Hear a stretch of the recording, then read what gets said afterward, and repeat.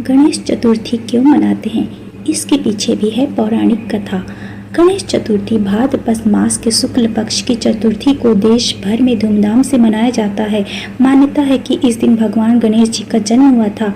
इस उपलक्ष्य में पूरे देश में धूमधाम से गणेश चतुर्थी का उत्सव मनाया जाता है। गणेश चतुर्थी क्यों मनाते हैं? पौराणिक कथा। कहा जाता है कि पौराणिक काल में एक बार महर्षि वेद व्यास ने महाभारत की रचना के लिए गणेश जी का आह्वान किया और उनसे महाभारत को लिपिबद्ध करने की प्रार्थना की। गणेश जी ने कहा कि मैं जब लिखना प्रारंभ करूंगा तो कलम को रोकूंगा नहीं, यदि कलम रुक गई तो लिखना बंद कर दूंगा। तब व्यास जी ने कहा, प्रभु आप विद्वानों में अग्रणी हैं और मैं एक साधारण ऋषि, किसी श्लोक में त्रुटि हो सकती है, अतः आप बिना समझे और त्रुटि हो तो निवारण करके ही श्लोक को लिपिबद्ध करना। आज के दिन से ही व्यास जी ने श्लोक बोलना और गणेश जी ने महाभारत को लिपिबद्ध करना प्रारंभ किया। उसके 10 दिन के पश्चात अनंत चतुर्दशी को लेखन कार्य समाप्त हुआ।